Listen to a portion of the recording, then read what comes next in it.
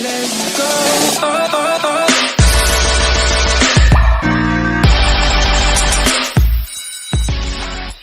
Hi guys, it's Avalon here. Welcome back to Simply Avalon, and as you can tell from the title, today I'm going to be giving you all of my juniors out there, all the tips and advice that I have. Honestly, this is one of the most stressful but also most fun years, in my opinion, of high school. I am now a senior. That's right, hashtag graduating 2019. And I really wanted to give some juniors some tips so that you can avoid some mistakes that I and people that I saw in my grade made, because you do not want to be that person who just seriously hates junior year, because it's a stereotype that junior year is the hardest year in high school. I don't personally believe that, but it definitely can be if you make some of these mistakes. So anyway, without further ado, let's go ahead and get started so that this isn't a super long video. Tip number one is to get involved, but also make sure that you hang out with your friends. Honestly, this just means that you have to have a balance. Balance your school life with your social life. It's so easy to forget your junior year that, hey, school isn't only about education. I'm supposed to be learning things about life too. But at the same time, I'm going to be totally honest. Make sure you get involved. Make sure you get those officer positions, or at least put yourself out there so that you can get those. Create your clubs if you want to build a club, and just do you. This is your time to shine, and you are finally one of the upperclassmen, so take advantage of all the benefits that being an upperclassman gives you. So also my tip number two that kind of goes with that is that your friend groups can change. If they're going to change, junior year tends to be the year that they do. I don't know why, but I really saw in my school and in others that friend dynamics change a lot this year. There were some people who I was friends with in freshman and sophomore year that junior year we just didn't really cross paths anymore. And there's nothing wrong with that. It's just that over the summer, over the school year, you just kind of grow apart, and that's okay, but just be prepared for that to possibly happen depending on where you go to school.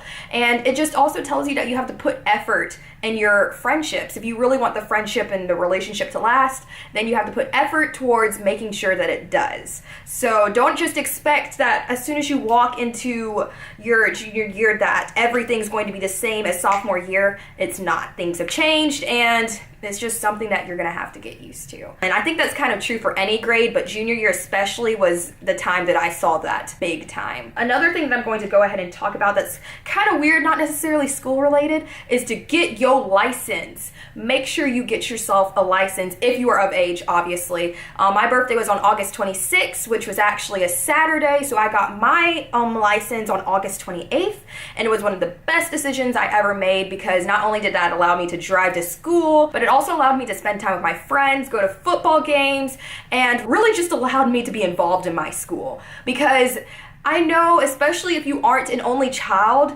parents can be busy, and you have to understand that, obviously. So being able to drive takes some of the pressure off your parents, and also allows you to get as involved as you would like. And it also allows you to have more of a social life. So I definitely say that if you can get a license, then do it. If you can get a car, also get one, because it's so worth it being able to travel, especially if you don't live in an urban environment where you have like subway and public transit. It's just having a car opens so many different doors for you. You're able to get a job now, and it's great.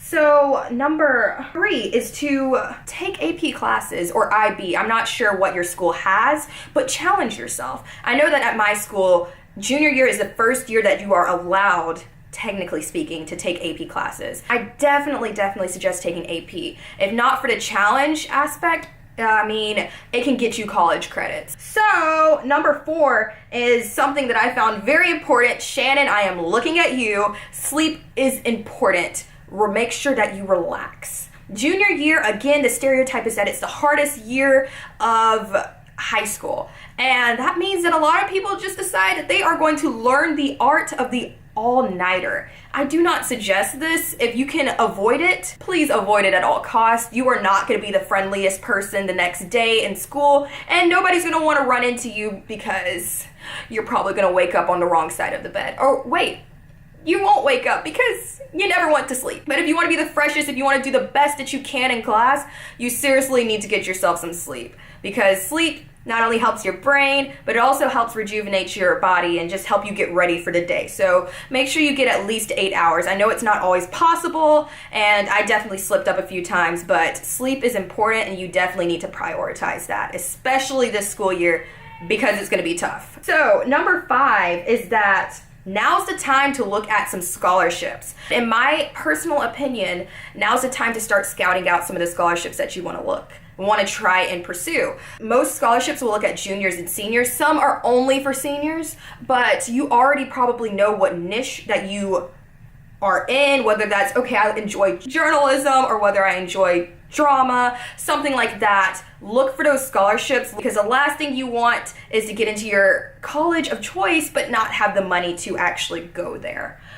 This brings me to number 6, which is also to look at colleges. Maybe I should have swapped those two. But now's the time, if you haven't already started, to go ahead and look at colleges that interest you, whether that's taking tours online or visiting them in person. I really suggest visiting colleges in person. You guys saw the tours that I went on last summer and the summer before that. I think it's just super important so that you can to actually talk to these admissions officers in person, which is something that you may not be able to do depending on the place that you live at. I know that living here in Alabama, a lot of admissions officers come to Atlanta and in Nashville, but they don't necessarily come to cities in Alabama. I mean, sometimes they'll go to Birmingham, but again, kind of depends on the school. So if you want to get that up close and personal look and see if that college is going to be a good fit for you, now's the time to go ahead and visit them and just see whether you can see yourself on that campus. Because believe me, there's certain schools that I thought, yes, I love it, it looks so good on paper, and then you actually see them in person and you just realize maybe that's not the one for me. And you don't want to, again, when you're in senior years, accept someplace, and then once you get into college, your freshman year, you realize that maybe I shouldn't have chosen this place, maybe I should have gone elsewhere, and then now you have to transfer. So look at colleges. Number 7 is that this is the last year to pad your resume. I say this with like a grain of salt. Obviously, you're not padding your resume. This is the time for you to, again, find the things that you enjoy. Make sure you're getting these officer positions. Colleges will look at that. Make sure you're volunteering and actually enjoying the things that you do, because again, they can see through the superficial things that you'll join, like National Honor Society. Everybody gets into that. So find something that you enjoy and really just dive head first in, dive all in. Number 8 is to go ahead and start building relationships with your teachers if you haven't already.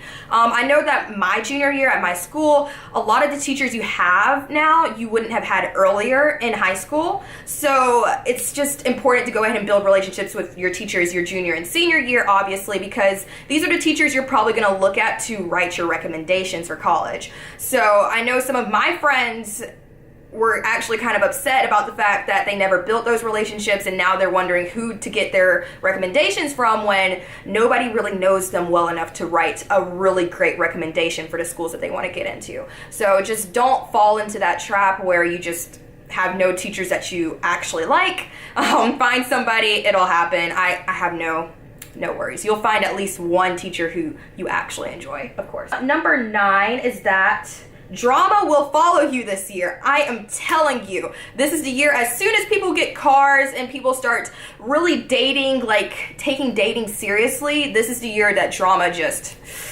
it builds. And it's so easy to say, well, avoid drama at all costs. But in all honesty, sometimes it's impossible to avoid drama, especially depending on the friends and the circles that you are in, and also depending on how small or big your school is. Sometimes drama just follows you and there's nothing you can really do about it other than just to wait it out. Honestly, I just say don't insert yourself into situations that have nothing to do with you. Number 10 is to go ahead and take standardized tests if you haven't already. I personally suggest that you take Algebra 2 with Trig. Not sure what your school will call that class, but definitely take 3 years of high school math before taking the ACT or SAT, unless you feel like you're really strong in that subject or you're willing to just learn all that math material by yourself outside of class. So this is the year that you really got to take those standardized testing seriously, because you do not want to be that senior who is still trying to get the score to get into the school that they would like to. So I think it's very important to get the testing done. This is also the year that you'll be taking the PSAT. Take that test seriously. Like, this is a test that people typically just blow off because it's relatively easy and nobody really just puts that much weight on it. But you can get scholarship money from this test. So don't do what I did and just please crack a book open and try and study for it. I am now wishing I would have, because if I would have just been 2 percentile points upwards, I would have had the chance of probably being a National Merit Scholar. I mean, I'm not out of the running yet, but I really, really wish I would have studied just a tiny bit for that math so I could have had a tiny bit of a higher score. But again, so that you're not in the same situation, study for the PSAT, figure out whether you're going to take the ACT or the SAT, and get crack-a-lackin' on that, because believe me, you do not want to be that senior. Also, go ahead and see if you want to take the SAT-2s, otherwise known as the subject tests. Not all schools require it, but definitely go ahead and get your college list set up so that you know whether you need to be studying for these tests. Yet another test I say study for, even if you're taking that class. Don't just jump in expecting that you'll know the stuff in the material that's on the test. It has a different format than the APs and also the normal SAT test, so look into it so that you're not surprised by anything. I'll also put in with this number 9 is that once you get your baseline score, if you can afford it, get a tutor. I was at a 29 and I got a tutor and I went up to a 31. So I can seriously attest to the fact that tutors help so much. Like, Kenny, love you so very, very much, because I finally hit 30 plus and I'm very, very happy with that. I'm just kicking myself because I should have done it earlier. That's my entire opinion on that. If you can afford it, do it. And that's really all I gotta say about standardized test scores. Number 10 is to do not procrastinate, guys. Don't do it, because time management is key, especially if you're gonna be playing sports. Especially if you're playing sports. Believe me. So when your teacher gives you an assignment that's due 2 weeks in advance, don't just wait till the week of to get started and actually look at what the rubric is. Get started as early as possible, because typically once you get closer to the deadline of things, your teacher will pile on other assignments and you're just like, what? Miss Teacher, don't you know that we have an essay due? And she's gonna be like, yeah, but that essay should already be basically done. You should just be editing it right now. What? Just don't procrastinate. Get your assignments done. Do your homework, because believe me when I say that those homework grades can be the life of you or the death of you. So don't just take them haphazardly as, I know how to do this, I don't have to take that homework grade. You're gonna want that homework grade by the end of the semester. Believe me.